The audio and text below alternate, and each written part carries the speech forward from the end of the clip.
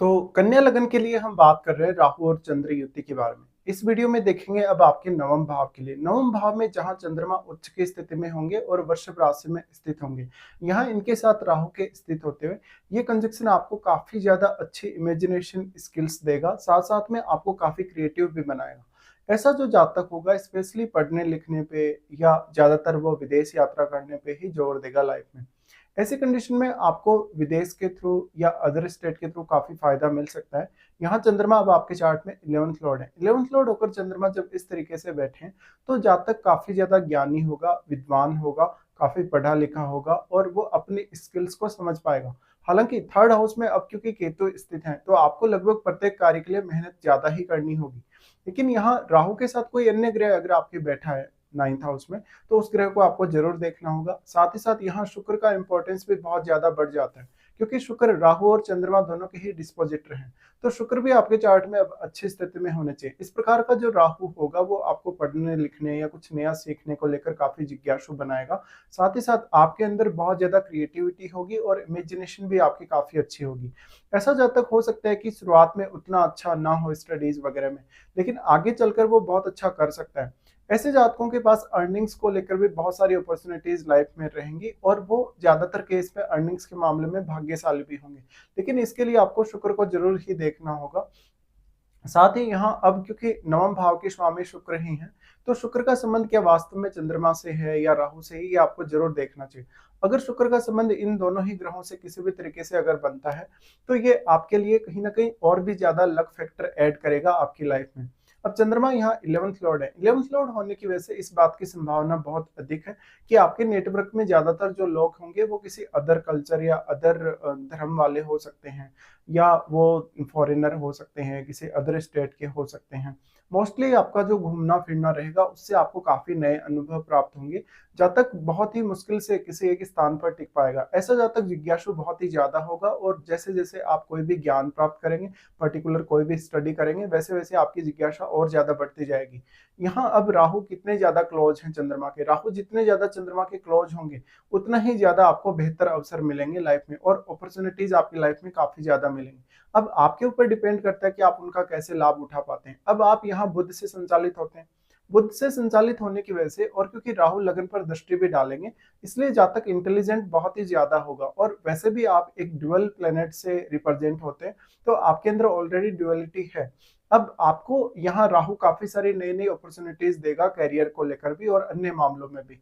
तो आप काफी ज्यादा टैलेंटेड होंगे। अब उस टैलेंट का प्रयोग आप कितना अच्छे से कर पाते हैं अपने लिए, ये राहु और चंद्रमा का जो कंजक्शन होगा स्पेशली हो सकता है कि आपको परिवार से दूर कर दे या अपने माता पिता से कभी कभी दूर करेगा।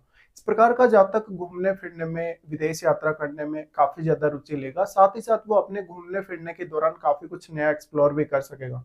ऐसा जातक राइटिंग स्किल्स के हिसाब से अगर देखा जाए तो काफी अच्छा हो सकता है। वो एक अच्छा वक्ता हो सकता है, अच्छी कैलकुलेटिव पावर जातक में होगी। साथ ही साथ वो कहीं ना कहीं दूसरे लोगों के साथ समायोजन करने में भी माहिर होगा। इसी तरीके से अगर देखा जाए तो चंद्रमा आपके यहाँ पर माता जी के साथ रिलेशंस को लेकर उतना अच्छा नहीं होगा। आपकी मदर के साथ आपकी थोड़ी मिसअंडरस्टैंडिंग्स रह सकती हैं। अगर शुक्र भी कमजोर स्थिति में है तो आपका जो लक होगा वो उतना अच्छे से आपका साथ नहीं देगा। चंद्रमा 11th लॉर्ड होने की वजह से अगर आपका कोई भी बिजनेस वगैरह है या आप किसी अदर स्टेट के लोगों से अगर कनेक्ट होते हैं या अदर कल्चर से अगर कनेक्ट होते हैं तो ये आपके लिए काफी पॉजिटिव होगा।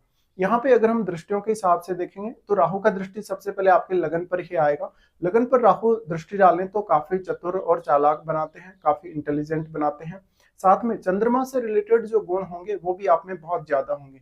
लेकिन यहाँ पर आपको हमेशा रिश्तों को लेकर प्रैक्टिकल ही होना पड़ेगा, आप इमोशनल ना हो। इमोशनल अगर आप होते हैं तो आप रिश्तों में बहुत ज्यादा अटैचमेंट देखेंगे और उससे आप काफी ज्यादा फ्रस्ट्रेट होंगे। यहाँ पे अब आपके एक्सपेक्टेशन काफी ज्यादा बढ़ जाएंगे राहु जब लगन पे दृष्टि डालें तो। साथ ही साथ जातक बहुत ज्यादा ओवर थिंकिंग करने वाला होगा कभी कभी। लेकिन यहाँ किसी अन्य ग्रह का अगर चंद्रमा पर प्रभाव है, जैसे अगर मंगल का, इवन सूर्य का या शनि का, तब आपको ज्यादा प्रॉब्लम्स हो सकती हैं। राहु की दृष्टि जो आपके लगन पर पड़ रही है उसकी वजह से जातक हमेशा कुछ ना कुछ नया सोचता रहेगा, कुछ ना कुछ इनोवेटिव करता रहेगा। जातक अपनी पर्सनैलिटी से दूसरों को प्रभावित करने की क्षमता भी रखेगा, और क्योंकि बुध से आप रिप्रेजेंट होते हैं तो आपके अंदर अच्छे इमेजिनेशन स्किल्स होने के साथ साथ आपकी जो एनालिसिस करने की पावर है या जो कैलकुलेशन करने की पावर है वो भी काफी अच्छी हो सकती है।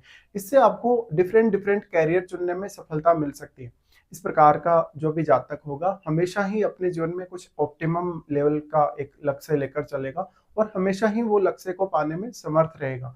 लेकिन यहाँ अब लगन में बैठा हुआ प्लेनेट भी आपके लिए उतना ही ज्यादा अहम हो जाएगा, और उस प्लेनेट का जो संबंध है आपके चार्ट में कौन कौन से ग्रहों से बन रहा है और कौन कौन से भाव से बन रहा है, ये भी आपको देखना चाहिए।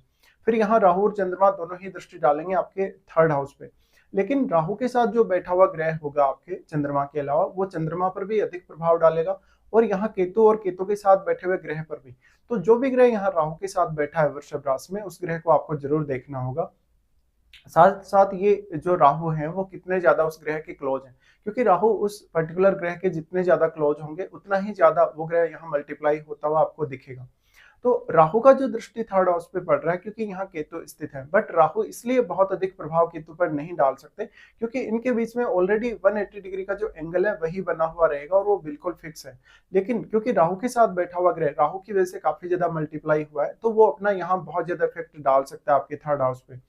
इसके साथ साथ आपकी इमेजिनेशन और आपकी अदर जो क्रिएटिविटी है वो काफी अच्छे से काम करेंगे। बट केतु के थर्ड हाउस में होने की वजह से आपको थोड़ा एफर्ट हर काम में ज्यादा ही लगाना पड़ेगा, या फिर हो सकता है कि आप में उतना ज्यादा सेटिस्फेक्शन नहीं हो, आप थोड़े एग्रेसिव भी हों या थोड़े चंचल दिमाग के हों। तो यहाँ आप कितने ज्यादा इमोशनल हैं, कितना ज्यादा मेंटली स्टेबल हैं, कितना ज्यादा खुद को आप स्टेबल कर सकते हैं, ये सब आपको देखना चाहिए। तो यहाँ पे अब जो राहु का दृष्टि पड़ेगा या इवन जो राहु के साथ बैठे हुए प्लेनेट का जो दृष्टि पड़ेगा, कुछ हद तक वो आपको मेहनत करने में, हार्डवर्क करने में सहायता करेगा, और कुछ हद तक वो आपके रिश्तों में भी आपको सहायता करेगा, स्पेशली आपके भाई बहनों से या इवन रिश्तेदारों से जुड़े हुए जो आपके रिश्ते हैं उनमें भी। तो यहाँ आपको कम्युनिकेशन पावर हो सकता है उतनी अधिक नहीं देखने को मिले, और इसके लिए आपको कुछ प्रयास भी करने पड़ सकते हैं।